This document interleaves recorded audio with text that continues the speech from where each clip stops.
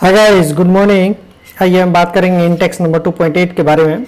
इससे पहले अगर आप वीडियो नहीं देखे तो प्लीज़ आप जाकर के पीछे वाला वीडियो देख लें, और जितनी सारे वीडियो हुए हैं उन सारे वीडियो का मैं लिंक डिस्क्रिप्शन बॉक्स में दे दूंगा, आप उसे ज़रूर देख लें ताकि जो आपको पीछे वाला जो भी चीज़ें हैं वो अच्छे से समझ में आएगा, ताकि हम इसे इंटरलिंक कर सकेंगे, राइट, और इस चीज़ों को समझ सकेंगे। पहले इस चीज़ों को, क्वेश्चन को समझेंगे।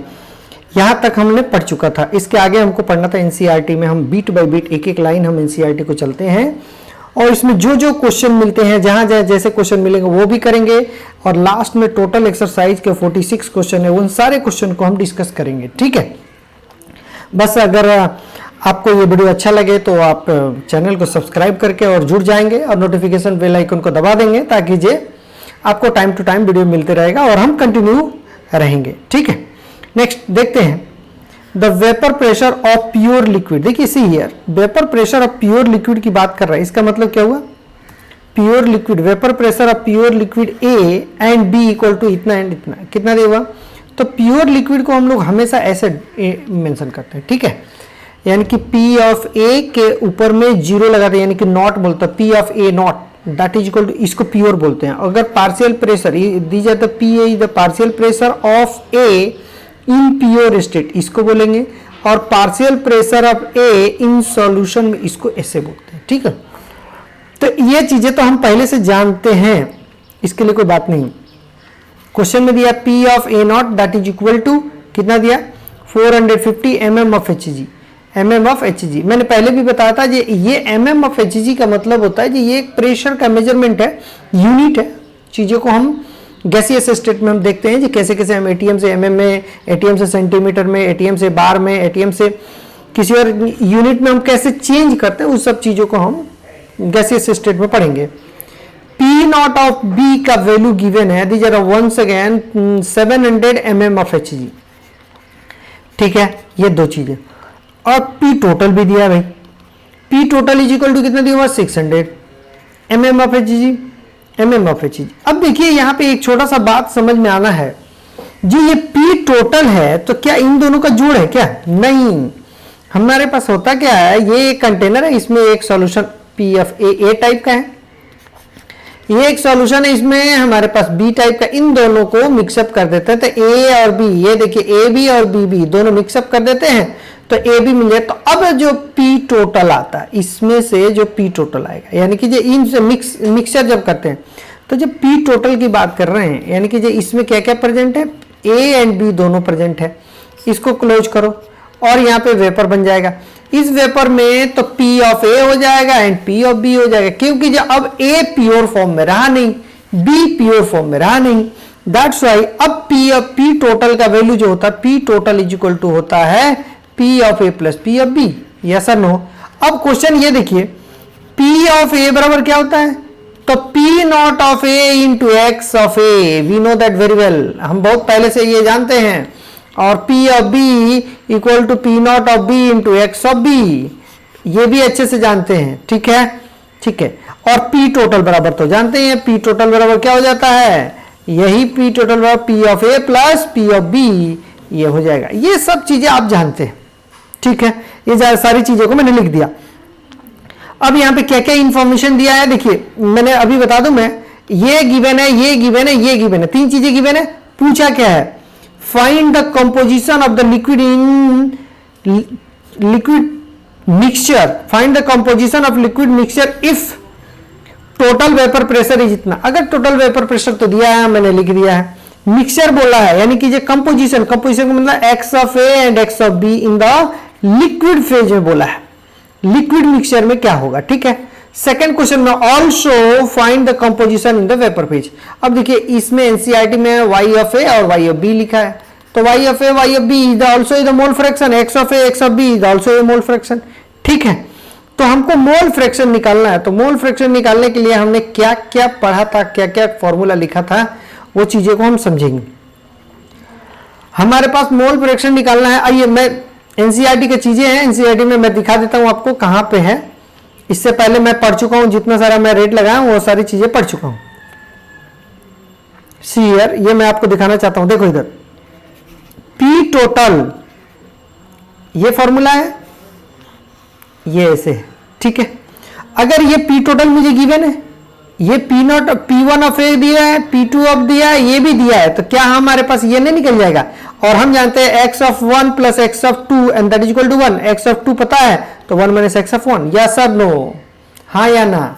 इसका मतलब कि x of a and x of b हमारे पास निकल जाएगा। अब कहता y ऑफ a और y ऑफ b क्या होगा, ऐसे बोला है, ठीक है।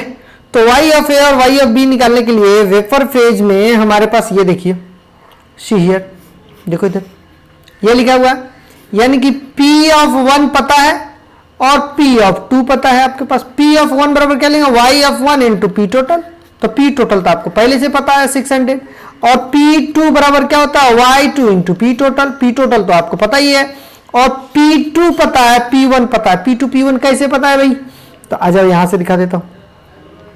ये देखिए P1 और P2 निकालने के लिए हमने यही तो बताया था, P of A equal to बताया था P of A naught into X of A, ये तो बताया था।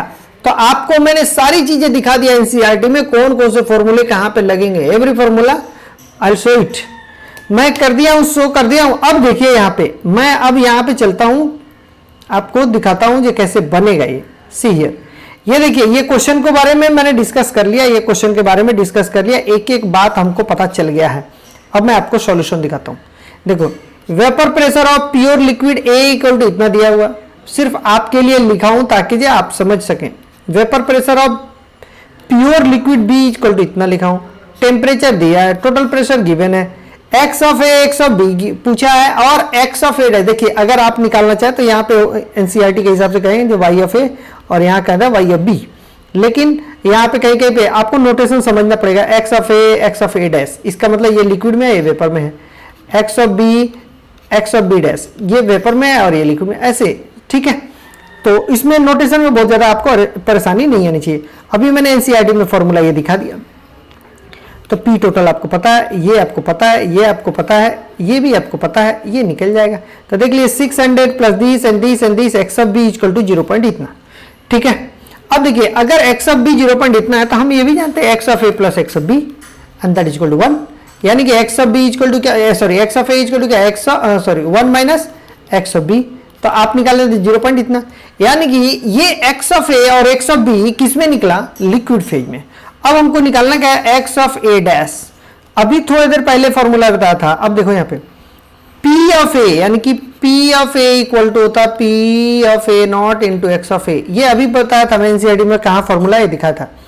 ये वाला वैल्यू आपको दिया है, ये वाला वैल्यू आपने मोल फ्रैक्शन से निकाल लिया, ये वाला हो गया, और इसको करने के बाद से फिर से करेंगे तो ये हो जाएगा। और P टोटल बराबर क्या होता था भाई, P टोटल बराबर P of A plus P of B। अब देखिए P ऑफ A यहाँ पे है, ये वाला P ऑफ A, ये वाला P ऑफ B है, जब करेंगे तो 600 आएगा, और क्वेश्चन में गिवन है 600, तो ये देखिए यानी कि प्रूफ हो गया कि हम सही ट्रैक पे जा रहे हैं, या सर नो, ठीक है।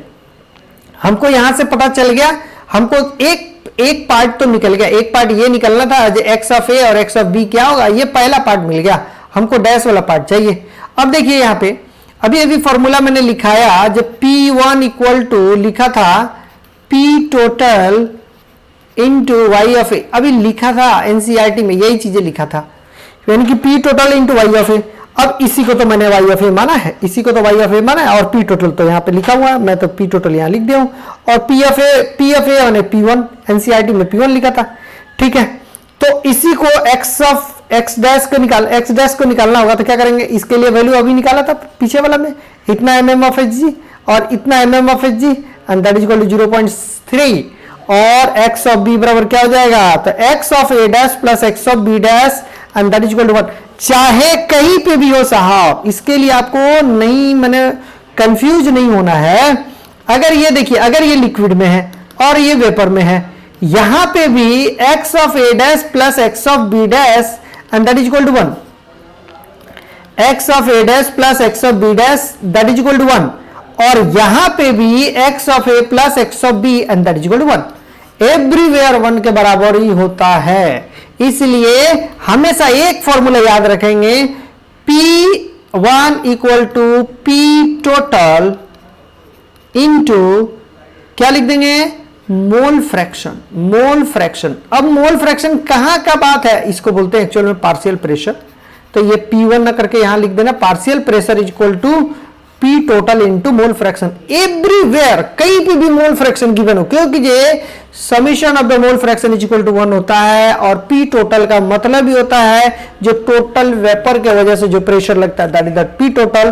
तो कभी भी लिक्विड फेज में दे, वेपर फेज में दे, फॉर्मूला एक ही लगेगा, सिर्फ और सिर्फ यही फॉर्मूला लगेगा, बस नोटेशन बदल जाता है। मोल फ्रैक्शन आपको वेपर का रखना था वेपर का रखिए, लिक्विड का रखना था लिक्विड का रखिए, पी टोटल तो फिक्स है और पार्शियल प्रेशर उससे निकाल लीजिए, क्योंकि पी टोटल आपको गिवन होगा। अगर नहीं गिवन होगा तो पार्शियल प्रेशर से निकाल सकते हैं। पार्शियल प्रेशर बाबा अभी बताया था, P equal to P naught of A into X of A, yes और नो, इस तरीके से आप कर सकते हैं।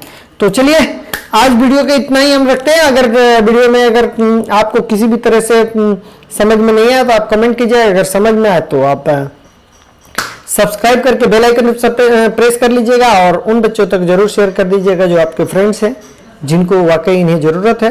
ठीक है, और फिर मिलते हैं हम नेक्स्ट वीडियो में। Okay, thank you so much, thank you so much.